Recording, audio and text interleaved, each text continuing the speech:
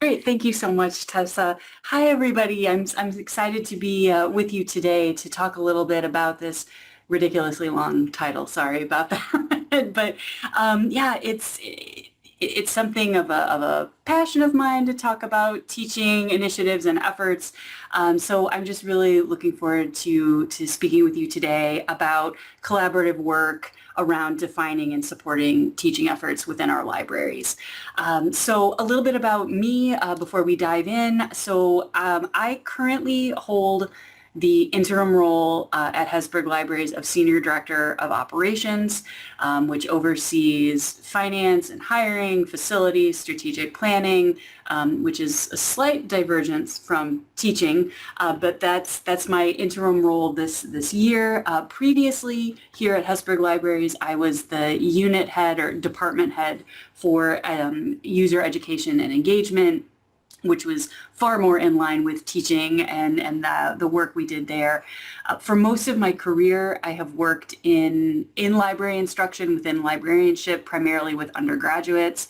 And interestingly, on July 1st of this year, so in just a week and a half, my interim role in operations is winding down, and I will be returning to education and engagement, and then also leading our organization's teaching initiative, which as part of our strategic planning process is kind of a multi-year project that will focus on establishing a comprehensive multi-literacies experience for our undergraduate students. And if that sounds really lofty, I'm intimidated by it as well, but also excited. So we're gonna see how that goes. But the work that I'm describing today in our conversation right now kind of sets the stage for how we're going to be moving forward with that teaching initiative. So today, what I'm hoping to share with you today, the topics we'll cover will be kind of the outcomes, what I hope you will be able to take away, what I'm able to provide to you from this conversation, a look at our strategic planning process, kind of writ large, how we approach it at the University of Notre Dame, and then how we apply it at Hesburgh Library, because that does give some context for what it means for these teaching projects that I'll be discussing with you. And I will say there's a link here, and I'm going to check to make sure. Sorry, I'm going to post the link into the chat for you. That link in this outline on this outline page does have the presentation materials of some of the documents that I'll be referring to today. So you're welcome to please, as soon as I get the link in the chat, open that up and have it on the side for reference. After the presentation as well, I'll also upload the slides that I'm working with today. Sorry, I just didn't get that done before we started our conversation this morning. But here, no, I don't know if that's going to get me where I want you to go. Let me see. Sorry, everyone, bear with me. If this link doesn't work that I just put in the chat, I will regroup and share it with you fresh in a correct way. But that should take us to some of those supporting documents.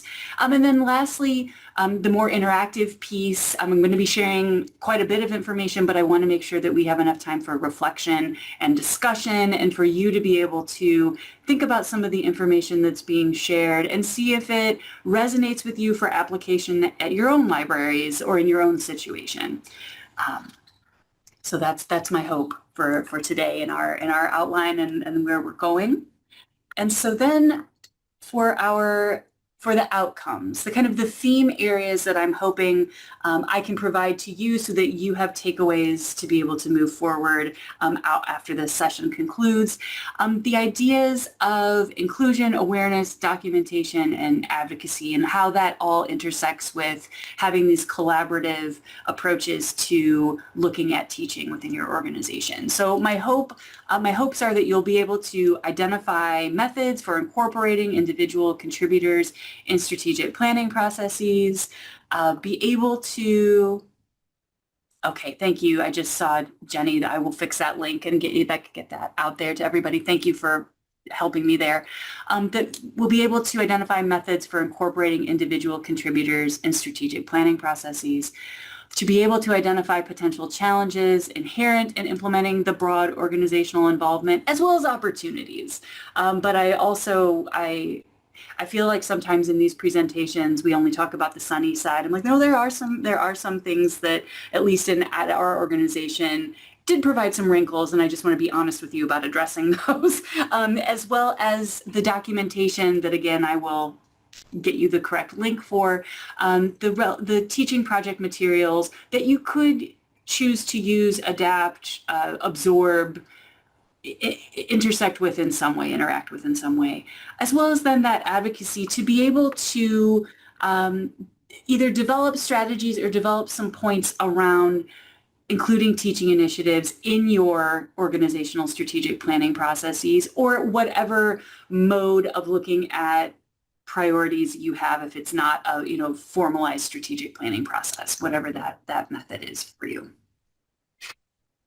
So before I dive into that strategic planning process overview, I'm going to pause so I can get you that link that is correct, so you have the materials as I'm moving forward. I'm going to stop sharing for just a moment so I can ensure that I'm getting you the link that is correct. So bear with me one moment. I'll remove it. Thank you for your patience, everyone. There we go. Okay, so the link works. I'm so glad to hear that. I did want to share a little bit about our strategic planning process and how we approach things at the University of Notre Dame, because we do follow an institutional model that guides how we move through identifying priorities and structuring projects. So that is a piece for us here. So I did just want to give you a little bit of context as well about Hesburgh Libraries writ large and how we fit in within our organization as part of the strategic planning overview. So Hesburgh Libraries is part of the University of Notre Dame. We are a research institution. We are an academic research library. The historical focus for the University of Notre Dame has been primarily focused on an undergraduate liberal arts education. That has kind of been our cornerstone of our educational identity. But recently, we've been shifting much more into supporting the research side of the higher education environment. We're looking at building up our influence and impact in our STEM programs and our graduate programs and our research agenda. So there's a little bit of a shift there in how we're thinking about things, still prioritizing teaching and undergraduate education, but moving more into that research arena. At Hesburgh Libraries, we are, as many academic libraries are, or many libraries in general, we are living through some wild fluctuations of change right now, and it really hasn't slowed down in the past several years. I'm taking us back for this context to around 2018, 2019, which is when we had our highest level of staffing. We were around 165 full-time individuals. It was what we were calling our healthy FTE, and a lot changed in 2019 and 2020, just on every level for every institution. But really in 2019, there was a staff buyout for early retirement for the university. So we had quite a few people retire early, take that buyout. That dropped our staffing numbers. Immediately following that, the organization decided to do a full structural reorg to try to address that staff buyout and the loss of employees. We did a reorg. We were in the middle of implementing that reorg in 2019, 2020 when the pandemic hit and the campus shut down. So we were working in a period of loss of colleagues, fear, global fear, uncertainty, a new organizational structure that didn't fully get implemented because of the pandemic. So when we reopened in the fall of 2021, which is right before when I joined Hesburgh Libraries, there were people who didn't even know where their offices were because they had been moved and never fully moved into them in the 2019-2020 year. So we're dealing with a lot of uncertainty from that period of time. But then even since then, at the fall of 2021, we had a new dean join the library, as well as our associate university librarians, who are that second tier of executive leadership. Both of them left the library. One retired, one sought other opportunities. So we were reeling from this organizational restructuring, returning from the global pandemic, having new executive leadership in a new structure that was unheard of. And then in that fall of 2021 is when we started this strategic planning process, guided by our institutional partners. So we were primed for some sort of stability, some sort of guidance on how to understand what our priorities were, how they connected with the broader institution, and why our work mattered. And even just being told that our work mattered. So we were in a stew of uncertainty and concern. And so when we started this strategic planning process, this was seen as a real moment to create kind of a groundswell, a grassroots effort that's never been attempted before in our library structure. Normally in the past, our strategic planning processes were much more from the top down. So our new dean at that time, when he was looking at working with our Office of Institutional Research, Innovation, and Strategy, which is the office that guides our strategic planning processes, he wanted to form and did form a group of 15 individuals pulled from all across the libraries to help create the new mission, vision, and guiding goals for our for the organization.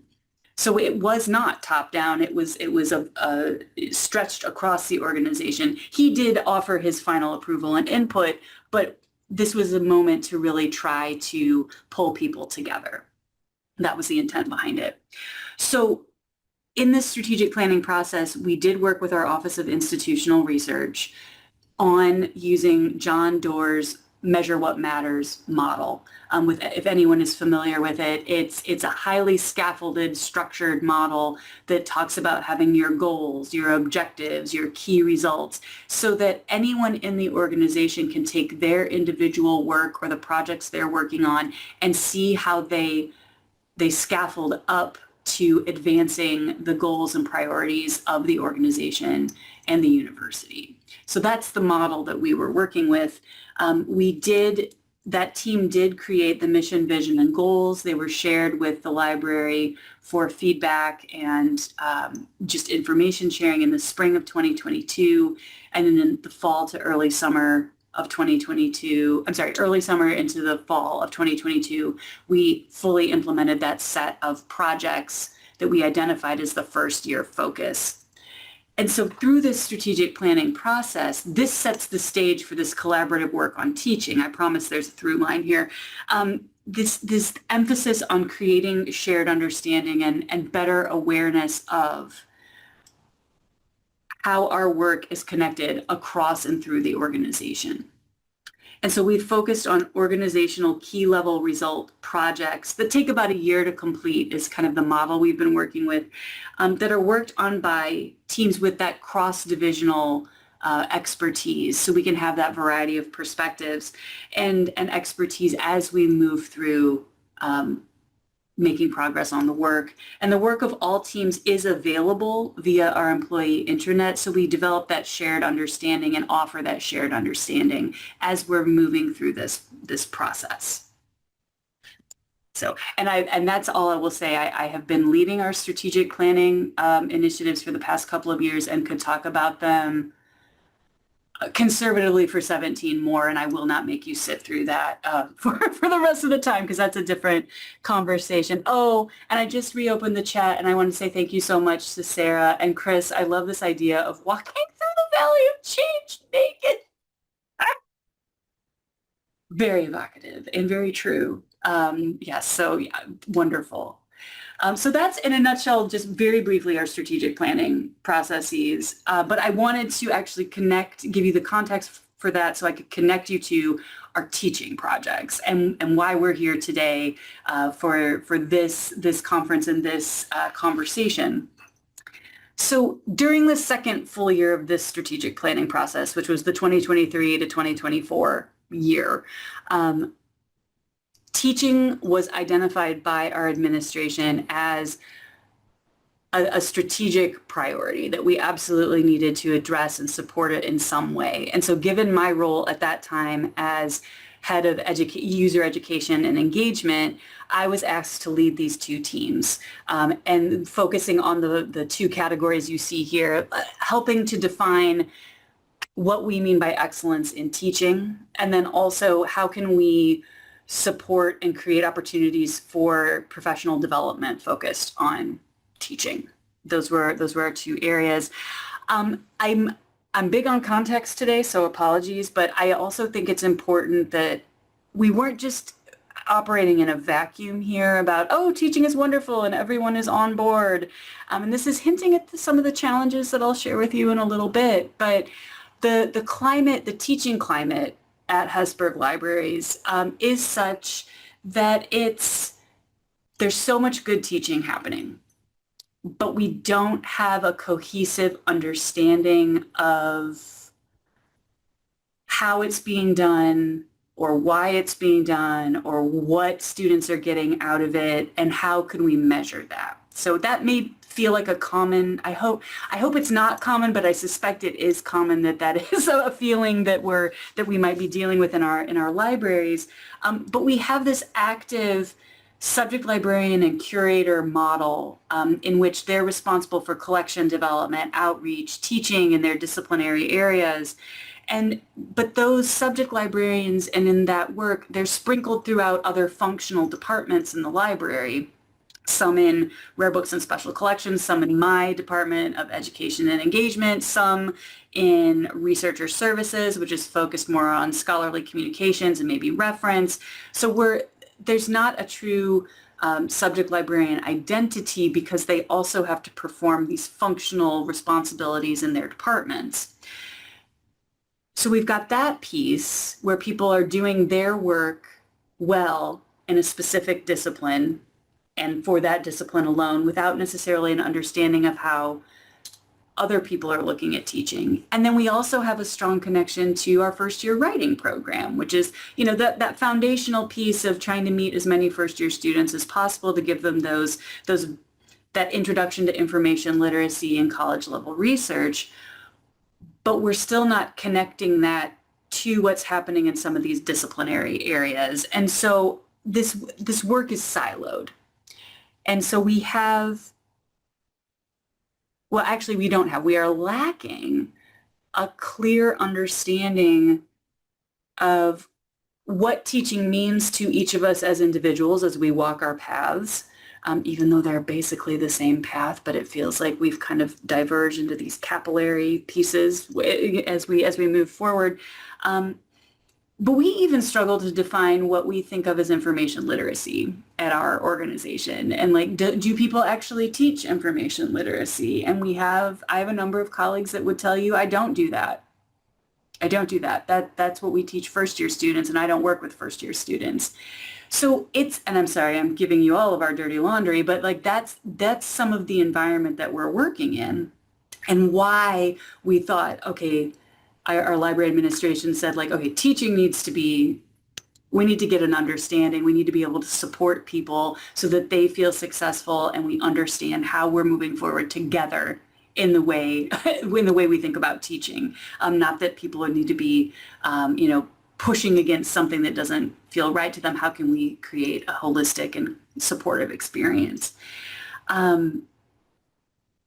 So we were in need of that guidance. And so that's why these two teams were formed. I led those two projects, and the team members who joined me on these two projects, again, we were working with that collaborative model. They came from various areas of the library where teaching is a priority. We had individuals from our branches. We had curators from our special collections and archives departments.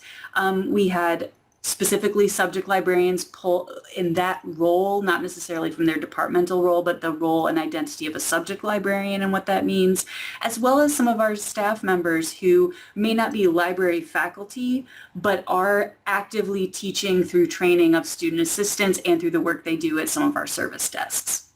So that was the membership of these two teaching teams. And so in the next two slides, I'd like to take you through kind of the main points of approach that we looked at for these two projects, and just describe how we moved through those steps for you. So our definition of teaching excellence, we looked at these kind of four main categories of how we could best try to understand and then shape the definition. We looked at doing that external exploration, a brief environmental scan of what do other institutions, what do other libraries say about how they approach teaching. And that, frankly, that was a little bit difficult to find sometimes, but it was worth the exercise. We looked at professional organizations, how they address and define teaching or teaching competencies, and we tried to pull all of that together, as well as then looked internally to help us understand and identify situations where teaching occurs within Hesburgh Libraries. And we found the common themes, which I'm sure you see in your libraries as well, those assignment-based library research sessions, skills-based training sessions and workshops, point of need interactions, one-on-one consultations, asynchronous learning objects like LibGuides that we maintain, or video tutorials that are available, point of need. Within these modes of instruction too, internally, we identified kind of the depth and breadth of participation and engagement. So we had instructors and learners, and our instructors were, our library colleagues, the library faculty or library staff, and learners included students, obviously, on campus, or campus faculty, visitors to campus, our own colleagues. So we would have, colleagues who were teaching but also learning, and how could we share that? And because of this variety, when we were developing this definition of excellence in teaching, our focus point was to create a definition that could be applicable to almost any Hesburgh Library employee who engaged in some aspect of teaching. So as you'll see now that the link to that shared folder of materials works, I did share with you our final definition of this document, and it's purposefully broad in the way we wanted to articulate it, because we wanted to make sure that we were creating a more inclusive environment there. But in order to get to that final document that you can see in that folder, we created the draft, and then within that group, spanning various areas of the library, but then we absolutely made the decision to share the draft definition for feedback with our colleagues. So we did hold listening sessions in the winter of 2024 so that individuals could engage with the document. We also gave them a set of questions that's also linked in that shared folder that guides kind of the listening session piece, to help them start to think about how they could maybe incorporate, or how they would want to incorporate, or what they liked or didn't even like about the definition. And from those sessions, we got some really useful feedback that we were able to integrate and refine the document to create that final version that you see. But some of the most consistent feedback that we received from those listening sessions was that colleagues actually really appreciated having the definition in the first place, that it was something that articulated and highlighted the importance of the work of teaching, and that it focused on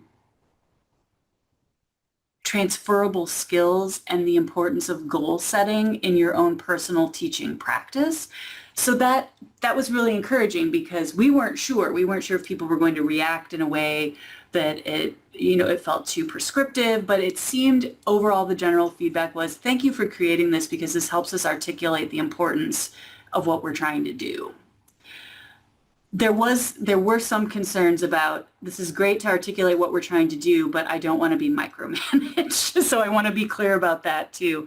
But that overall, there was appreciation for trying to articulate how we think about teaching, the practices that are there, but it was flexible enough that people could apply it to their own situations. And then the highlighting and the importance of noting that it's part of our responsibilities. One of the challenges that I'll touch on in just a moment is that right now, still, even though we have this definition, we don't have a clear way of applying the definition or integrating it into how we talk about our professional work. And that's coming, but that is a piece that people said, oh, this is something we need. This is something that will be helpful to us. So overall, the feedback was very positive. We were able to bring it together and make some minor edits to lessen that tension that people were feeling around it being prescriptive. So what you can see in the shared folder is that definition that we feel is broad enough and flexible enough, but still outlines the importance of the work that we do around teaching. So we did offer some recommendations too, that application piece of how could we then use this and how would we want to see it being used. And so some of the recommendations that the team put forward that we shared with our library administration were to share the definition with both job candidates to help them understand how we view teaching as an important component of the library faculty role, but also include it in our onboarding practices as we have new employees join us and help really strengthen that connection. We also stressed the importance of thinking about how we could incorporate this definition in the work of departments, especially those departments where there are functional responsibilities that tie into teaching, or we have individuals within departments who have teaching as a component of their individual work and they want to strengthen connections with that functional departmental work. So just to better incorporate that there, as well as use the language in the definition of excellence in teaching to think about goal setting and how that works as they're thinking about progressing in their careers. So those were some of the recommendations that we put forth through this collaborative work with a team that spanned divisions, but also with feedback from our colleagues. And then the professional development for teaching, we followed a similar model. We had those listening sessions. We combined listening sessions to focus on these two areas. We were wanting to be mindful of individuals' capacities because the two teaching projects that I was leading were part of a slate of 24 other projects that were being led throughout the libraries. And so asking people for feedback was a key component of a lot of projects. And so we wanted to be respectful and mindful of people's time and capacity because that is asking, 24, 29 in our first year, 24 in our second. This year we did 12. We will be shrinking our project output, but I'm sorry, Jenny, I just noticed you said that. So yeah, so it was intentional to combine these two because they were so thematically linked and there was so much crossover between the approaches, between defining excellence and supporting excellence in teaching. So we held these listening sessions. But as we took a slightly different approach to kind of information gather when we were looking at professional development. We still did an environmental scan. We were looking at professional development organizations. We were looking at other institutions to see how they supported teaching for their employees. We looked at opportunities that were available here at our institution, either through our campus center for teaching and learning, or that had existed or were offered within the libraries in a more of an ad hoc fashion. So we tried to gather all of that. And then in those listening sessions, we focused on learning what people want. So those discussion questions that are in the document that's in the shared folder, we were specifically looking at what would you like to see? How do you engage with professional development activities that are specific to the topics around teaching? Do you have a preferred format? And so some of the things that we were learning from these listening sessions, everybody's interested. Everybody's interested in improving their teaching who is attending. They're like, yes, this is something I absolutely want to do. But if I have to choose between learning about teaching and learning about professional development or participating in professional development in my actual title area, I'm going to choose my title area every time, and teaching kind of falls to the wayside, or if I have time for it. So we were noticing that, fear of burnout to engage in multiple aspects of professional development was a real fear for people, a real concern. That interest doesn't always match capacity. That I think that's true for everybody. As we're looking at things. But it wasn't top of mind for people to specifically say, oh, I want to think about professional development related to teaching. It might be, oh, I want to think about professional development related to, in best practices for curators to incorporate primary source information. It might be much more tied to a specific area of teaching, maybe not teaching writ large.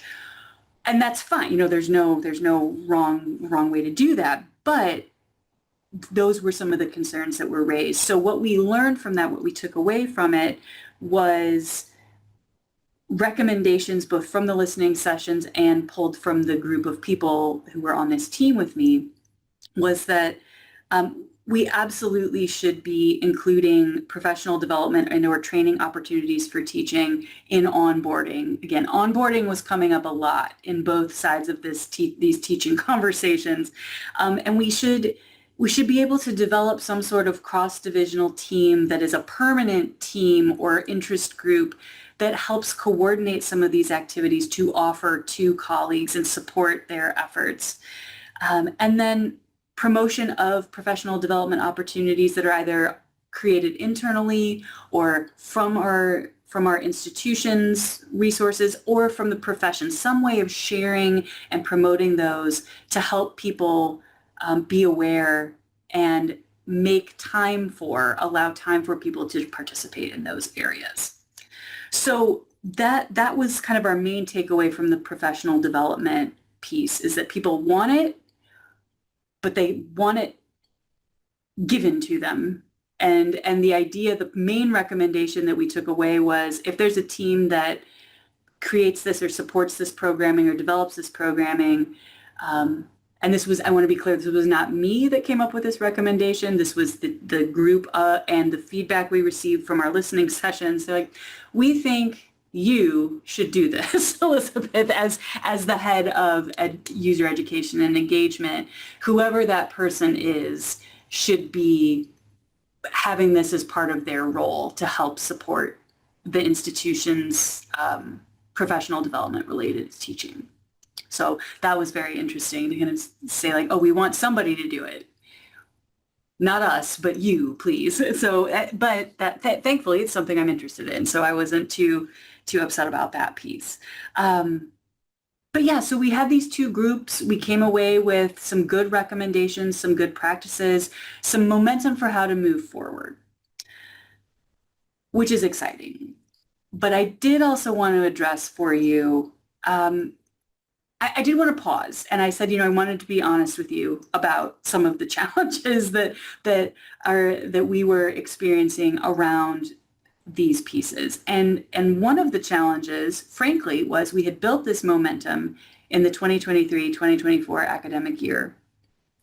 But this past year, the 2024-2025 academic year, even though we had this progression for teaching and we knew what we wanted to do moving forward, I had been tapped to take on this interim executive leadership role in operations. So I was not leading the department that was asked to carry this work forward. One of my colleagues was serving in an interim role as department head for that area, and was absolutely willing to move forward and advance things as best she could in this interim year. So we had, we started and then we pushed on the brakes because we had some other organizational needs that needed to be met. So that was probably our biggest challenge in the past couple of years.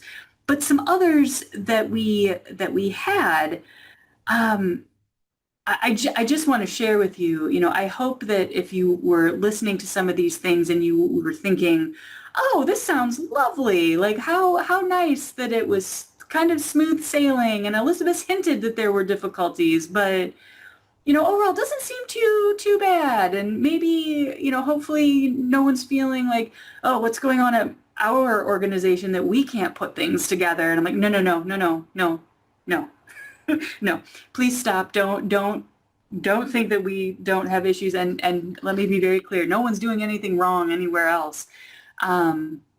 I'm incredibly proud of the work that we did on these two teams, and I think we are in a good position, but we absolutely have some issues that we need to address and some existing challenges. And this is my moment where I'm just going to be very open and honest with all of you, because they may be things that you're facing as well. Again, I hope it doesn't sound familiar, but I suspect it may. So some of the challenges that we were facing, I mentioned the shift in role of someone who had been leading the teaching projects, and I moved in a completely different direction for this past year, which really stifled our momentum, I'll be honest. But then also, it's slow. It's slow work. Change management is, I'm very impatient. Change management is slow because there's value in bringing people's perspectives together and helping people feel heard. And I genuinely believe that that is really the most successful way that you can get people forward, is to help have their hearts and minds in alignment with what you're doing. But to take the time to engage people and allow them to share their ideas and then incorporate those ideas does take time. So this, where it's a constant process here.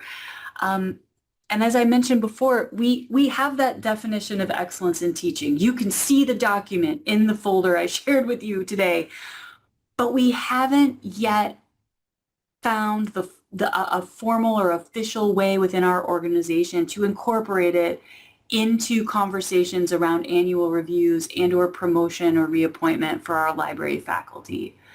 So it's sitting there, waiting, but we haven't fully integrated it.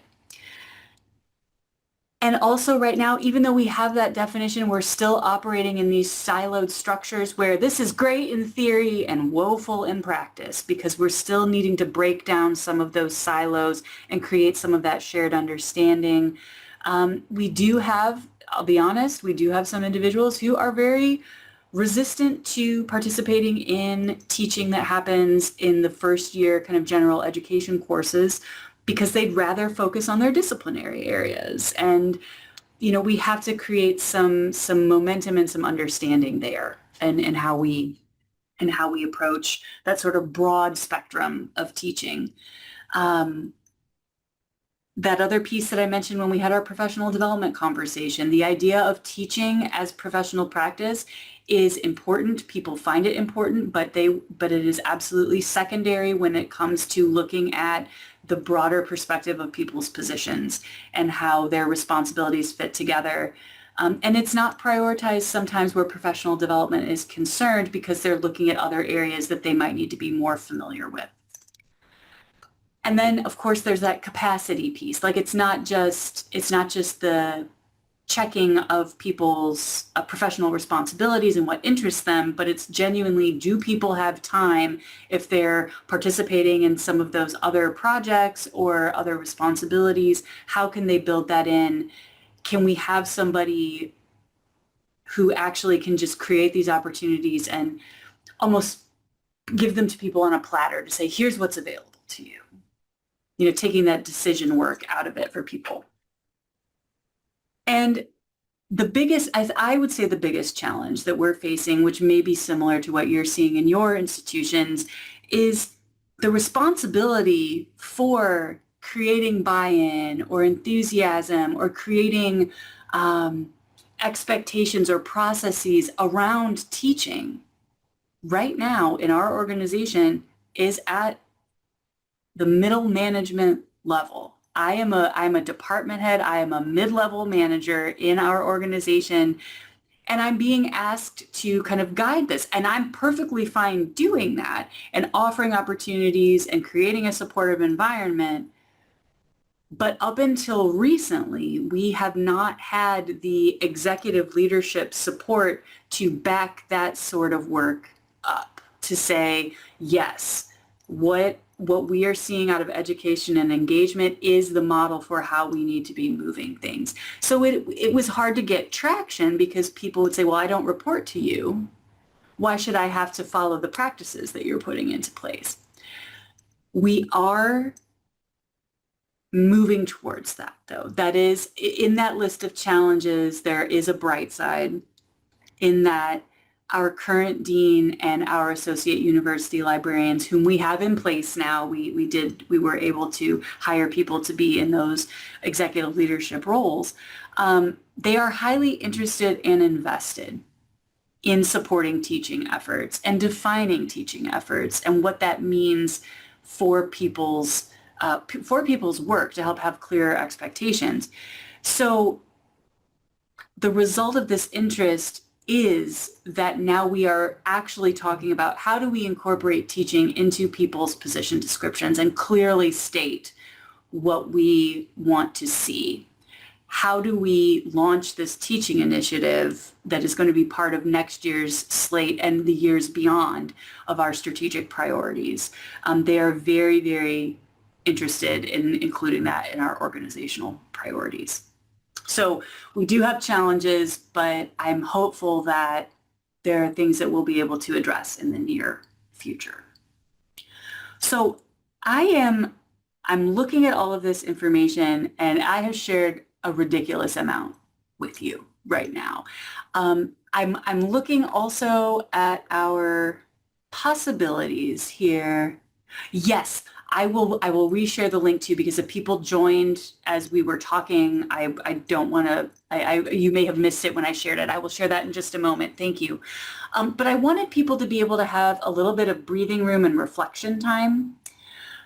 Given the size of our group, I'm not sure that I'm going to break us out into breakout rooms. I'm sorry. I thought I might promise that, but I'm gonna change my mind on the fly here. But oh, thank you, Sarah. Thank you so much, everybody, for helping me through this. I'd like everybody to reflect on these two questions I have on the slide in front of us. So how are you defining teaching excellence? How do you find excellence and define excellence in teaching at your organization? And how are teaching practices supported or developed at your organization? So I'd like you to take a few minutes to think about that. And then I will stop sharing, and then we'll be able to see each other for just a moment to be able to talk about that for a little bit. I don't want to put people on the spot, but I think it's worth having a moment to come together. And frankly, I'd love to hear from all of you since I've been blathering on about what we've done, but I'd love to hear from you too. So I'm going to stop talking, give everybody a little bit of quiet time for about 3 to 4 minutes. I have 11:46 on my watch, so I'll give everybody until 11:50 to kind of think about these questions, and then I'll stop sharing my screen and we'll come together to have a small group discussion for a few minutes. So I'll stop now.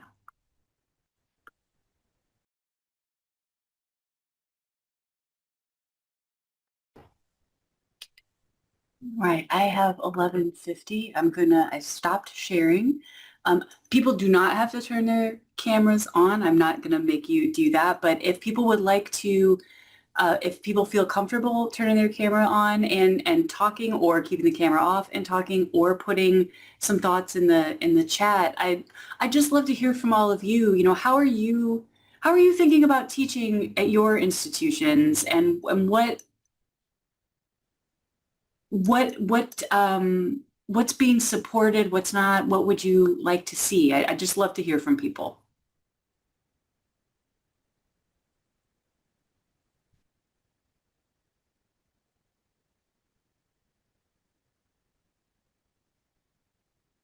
Oh, that's a great question, Elizabeth. Elizabeth in the chat, not me, a different Elizabeth. I'm sorry, I'm not referring to myself in the third person. Asks, based on your presentation and a comment from a fellow librarian who asked, why do I need to do this since I don't report to you? Do you think librarians at Notre Dame may be shifting towards viewing themselves do you think librarians at Notre Dame maybe are shifting toward viewing themselves more as staff with supervisors rather than as faculty with collegial responsibilities? Now, that's a great question. And I'm sorry, the way I phrased that, I was being a little harsh on my colleagues. I want to be very clear. It's just very interesting. We are considered faculty, library faculty. It's a distinction from there are many different types of faculty here at the University of Notre Dame, but there is a tension between what it means to be a library faculty member and then maybe more of a research faculty member that has tenure and is conducting research in a discipline. We do have some individuals who feel as though we should be more closely aligned with that model, even though we do not have tenure. We are not responsible for tenure or conducting research at the same level as a tenure track faculty member is. So one of the pieces that we see is while we are, I would say, we are very collegial, because of some of the siloing that we have at our organization, it is very easy to get in your track and say, well, my responsibilities are what's in my PD, and I am and I'm sorry, I'm going to specifically name someone who is actually a very dear and collegial person, but she's not with us today. So she's the first person I thought of. Our American Studies librarian, she may say, well, I work with, upper level undergraduates in historical methods, and that's what I have time for. And it doesn't specifically say in my responsibilities that my teaching should cover the whole undergraduate experience. And it doesn't say it yet. I think that's what we're moving towards, but it's just creating that we don't have a good shared understanding of what we mean. And it's very easy for people to self-select for how they want to engage with teaching. And I would say that doesn't mean that I don't find my colleagues to be collegial. It's easy to fall into your normal rut or your self-identified expectations. Sorry, I don't want to. Yes, please, Sarah, go ahead. No, I love, I think you muted yourself.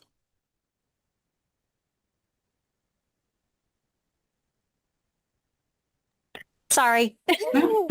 I have it happens. I hit this all the time and it shuts me down. So, I like what you're saying about yet, like it hasn't been an expectation yet, because that resonates even with the way that we handle teaching and professional development and thinking about teaching at my institution.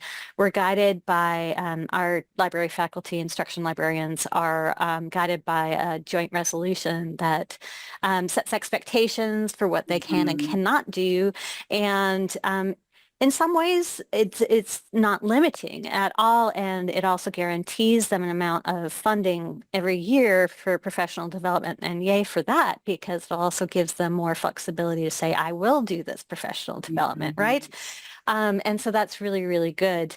But it's interesting because the way the college works is they think that only professional development activities should come out of our Center for Teaching and Learning, and I think sometimes that's where the college focuses on without thinking about external or even building interdepartmental faculty teams of there's really no peer evaluation process that's very robust here or Mhm. anything because it's not required to do this except for one time during your review period.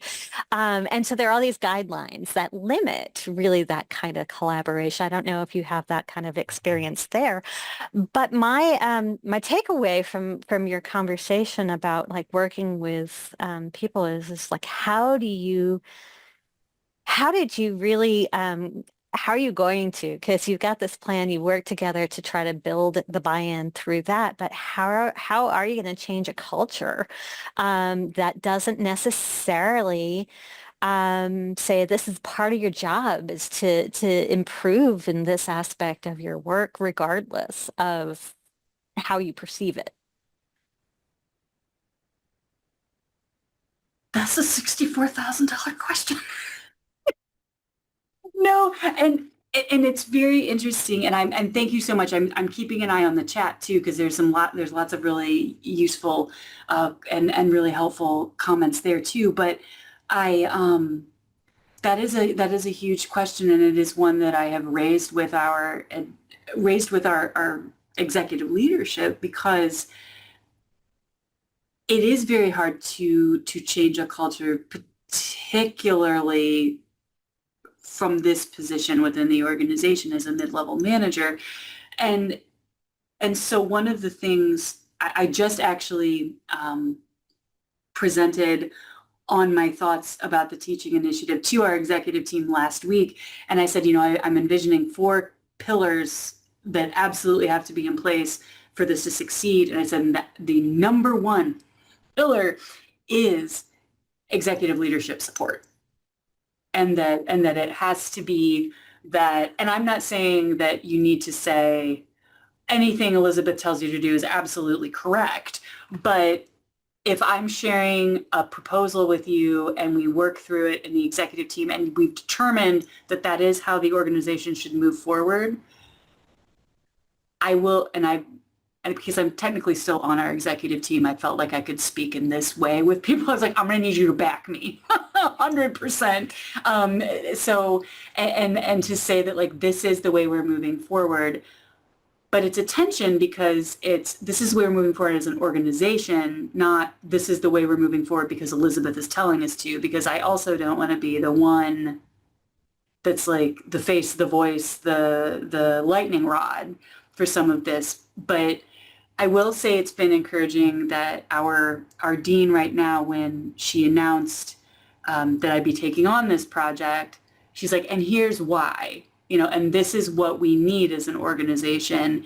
And this is, we've asked her to do this at the behest of the executive leadership team, and she'll be guiding this to help support the organization. But yeah, so and that's the part that I said, the challenge is that it's going to be slow and I'm impatient. and but no, it is. There's so many different pieces, but having that support, at least in our organizational climate and culture, is something that really, really matters. Other organizations, you may not feel that as acutely, but we've been trying to do something similar for about the past 15 years, and we know that that's something. But yeah, and I'm sorry, I want to go back to the chat. I don't want to ignore our lovely comments here. I'm just looking. So Jenny has shared that there's a Learning and Student Success Strategic Steering Team that has presented workshops. Oh, a teaching challenge. Awesome. But no definition of teaching excellence. And let me be clear, I'm not suggesting that everyone has to have one. I'm just saying we felt like it was something that was relevant to us that allowed us to build off of. There are many ways to support teaching, but yeah, so it's encouraged but isn't required. Some of that certification and training. Melissa's letting us know at small institution, sole instruction librarian for 4 years. Same for the majority of my career before coming to Notre Dame. I was the instruction department for 8 years at a small liberal arts school. So no, I hear that. Haven't done a lot in the way of defining excellence, but yeah, exploring best practices. That is defining excellence because you're looking at that and you're putting it into application and how you're approaching your teaching. Oh, an assessment. That's a big part. We are well behind in assessment. I'll be very open with you. I know that's something we need to do. Quantity over quality, sure, sure. And then, yeah, somebody mentioned project outcome. Yeah, that's a great place to start. I'm actually looking at that right now this summer to see how we can bring that in. Okay, good. Several people are saying that. Oh, and Elizabeth is asking, how do you use or how do you currently use or envision using the information literacy framework? That was a huge topic of conversation as we were developing our definition, because we do have some individuals for whom, as I shared towards the beginning of our talk, that we don't necessarily agree what information literacy is, or if it's even being taught in some of our classes. And there are some people who felt very strongly they did not want to be tied to one particular framework or model, when there are other professional organizations who address teaching in specific areas. So it's going to be part of our conversation, but it might be kind of almost like when you hide vegetables in an entree for a child. We'll build it in and we'll begin to work on it. But it's really, our bigger question is just creating a shared understanding. And do we even want to use the term information literacy anymore, since we know it's charged in our area? And I know, and I'm sorry, I want to be mindful of time. I know we're at 12:02 and lunch. We were supposed to have about 75 minutes, but again, I want you to be able to have your lunch and take a break before the afternoon sessions begin. Somebody mentioned, oh, Jenny mentioned, and this is really this is the crux, right? Is all of these conversations around teaching are, oh, I have until 12:30. Well, oh, hey, we got plenty of time. Although I was planning on wrapping up around 12:15, because I want you to at least have a break here. But the crux, I think of I think of the tension across librarianship when we think about teaching and librarians as teachers, is our library degree programs don't really give us the full support, or at least mine didn't. When I was finishing my master's degree, I had one course on information literacy instruction, and as part of my culminating project, I had to develop a 15 to 20 minute mini lesson, and demo that for my co-students in the class. But there's not a lot around the pedagogy or instructional design behind what that means to teach, and that I would love to see more. Love to see more of. The public librarianship versus academic librarianship. Oh, and just so Jenny doesn't miss it, there's a follow-up question for you, not to put you on the spot, Jenny, but what kinds of subjects did your librarians present on for the teaching challenge at your institution? Did you give them topics to explore, or did they choose their own? Hi, this is Jenny.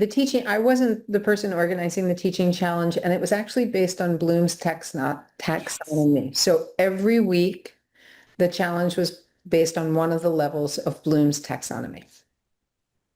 Yeah, that's fantastic. That's wonderful. This is just a complete shout out, and I'm sorry, I'm going way off script here, but our campus's Center for Teaching, every year, I don't know if they'll do it, I'm not sure what their plans are for next year, but for the past few, they have offered an inclusive teaching academy that is open to anyone at any institution. I'm not sure how they publicize it, but I'm happy to share that information with this group just so you can see kind of what was happened. But it's a week-long, like 4.5 day intensive academy on inclusive teaching practices, including Bloom's taxonomy, and thinking about how to restructure a course or a lesson to include inclusive teaching practices. Maybe some of your centers for teaching and learning do that at your institution. Sarah, my gosh, thank you for being my all-star. I'm a librarian. I can't help myself. Thank you. I would like to, can we please give Sarah a round of applause because unasked and unprompted, she has saved my bacon today. Yes, thank you. Thank you, Sarah. It's wonderful. But yeah, I just wanted to share that too.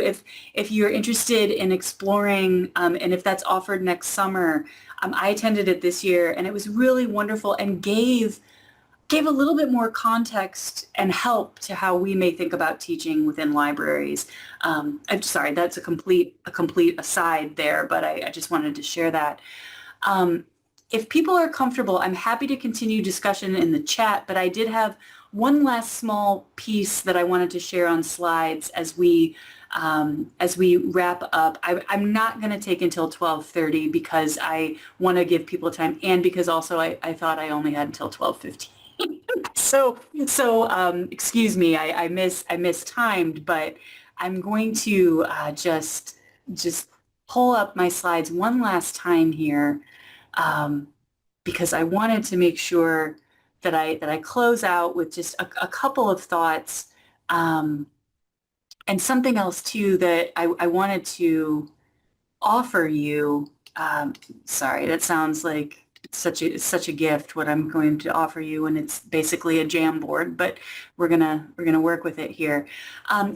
If people are interested, I will also share something that I had planned to include, but we were having such a lovely chat discussion.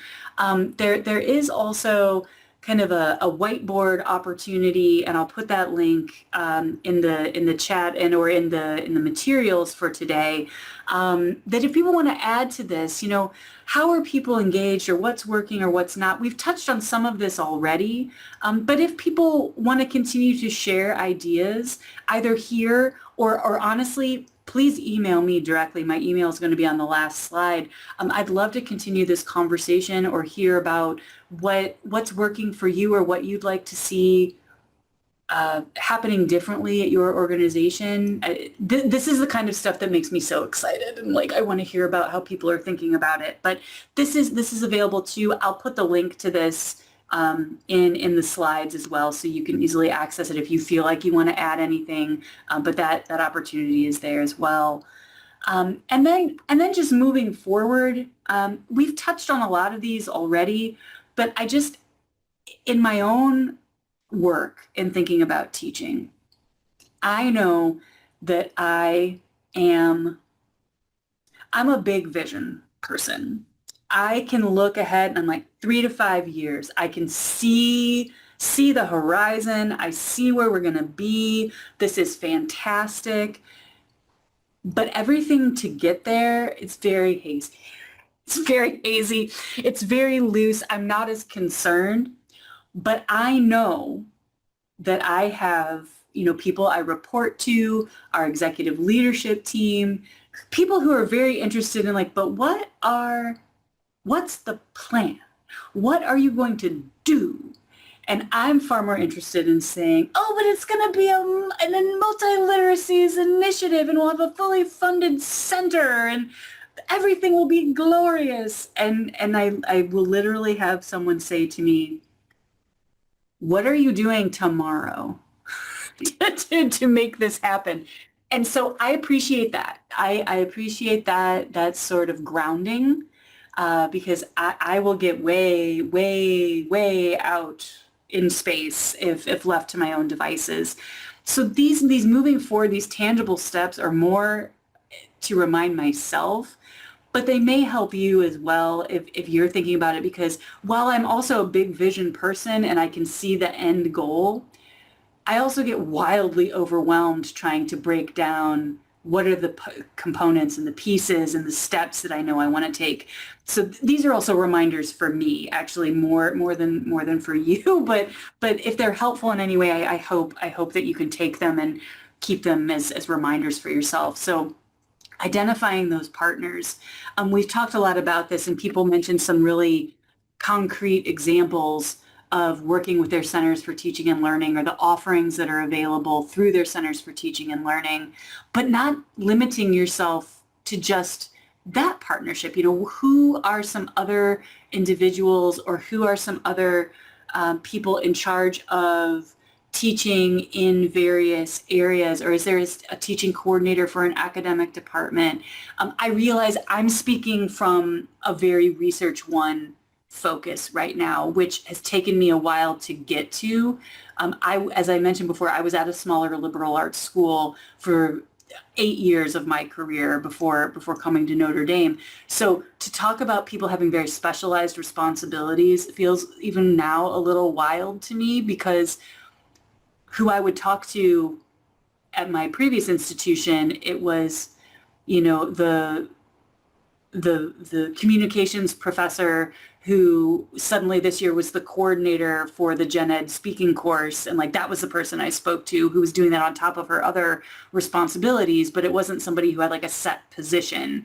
So I'm sorry, I'm recognizing my own biases and perspectives here, but who are those people in other departments who are interested in teaching or interested in seeing how library teaching intersects, and how can we foster those partnerships? Looking at other institutions, who's doing related work. I mean, obviously everybody at this conference, we might not be doing the exact same work, but there's still somebody we could have a good conversation with, or even, and frankly, this is what we did in these teaching teams is, we looked at websites and we looked at the work that was being produced or how the language was being shared on websites. And even if we never spoke to anyone directly, I would consider those people to be colleagues, because they were providing useful information that really resonated with the work we were trying to do. Do I absolutely need to go back and now send a bunch of thank you emails and just say how much, how inspiring we found their work? 100%. Yes, I do. But you have opportunities to find those partners everywhere. And then also in the world of library teaching, I think one of the fears that I always run up against is like, oh, I've got to come up with this idea and I've got to make this plan. And it's like, no. There are many colleagues who are doing the exact same thing across institutions. I don't have to reinvent the wheel. I just have to try to reach out. And thankfully, we are a wonderful group who is very collaborative and want to talk to people and want to hear that our ideas are resonating. So, finding our partners. The absolute toughest tangible step for me on this list is thinking small and identifying those mini steps that I can take one day at a time, because I don't like to live in that space. I'll be very open. I want to be thinking way out in the future and what the big picture looks like. But it's also, again, really helpful to say, I don't have to do everything today. I could schedule a meeting to meet somebody for coffee today, and that's my progress forward on some aspect of this teaching initiative that I'm working on. That's going to be good enough. And so giving myself grace and thinking and doing small. And I think somebody mentioned in the chat that idea of slow librarianship, of like, we're not always rushing to produce. It's like, but there are pieces that can still be meaningful, connections that can be made, that while they're not demonstrably measurable, they're still moving us forward. That connecting to the larger picture piece, and I don't mean like my big vision of like, ooh, connect the small steps to whatever wild and wackadoodle vision I'm coming up with for 5 years from now, but the larger picture within your organization, within your institution, to help ground the work that you're doing and create meaning for people who may not fully understand why we're talking so much about teaching. And that's the piece. Why does it matter to our organization? What would happen if we didn't focus on teaching? How would students be affected? How would the perception of the library be affected? How would our value be affected? The value we provide. Teaching is a tangible way of demonstrating that value. Now, that demonstrated, there's a question of assessment, of course. How do we do our metrics and our measurements and our impact? But people still understand that teaching and reaching students as they're developing their research skills is important. But then, thinking again about how do we how could we develop assessment to make a better connection to that larger picture. And then, of course, we talked about, someone mentioned Bloom's taxonomy and, how to structure learning for people. I always think in terms of backward design. And one of those pieces, because I can't talk about teaching without throwing in some sort of methodology or pedagogy principle, because that's how my brain works and thinks about these things in relation to, kind of talking about collaborative efforts for teaching, starting with that big vision for me and then trying to work backwards into those smaller, tangible, concrete steps, small pieces, giving myself grace, but also, ensuring that I'm staying focused on what the end result should be. And it could take wildly different directions and perspectives than what I'm thinking of now, but I still know where I want to end up as I'm moving forward. It gives me that backward design is giving me the structure that I know I need to be able to describe how I see progress and how I see moving forward to those constituents or to those individuals who may not be able to fully envision the future the way I do. And frankly, I wouldn't want anybody to have to, because that's a little frightening as we think about those pieces. But those are some things that I wanted to mention to you. I want to make sure that you have a little bit of time to digest these ideas before you go and eat your lunch and then continue on this afternoon. Thank you all so much for your time today. And again, I would love to continue a conversation with any or all of you as you're comfortable. Please don't hesitate to reach out to me. My email's on this slide, fnickel2@nd.edu. And I've really enjoyed the opportunity to speak with you today. And thank you all so much. This has been great.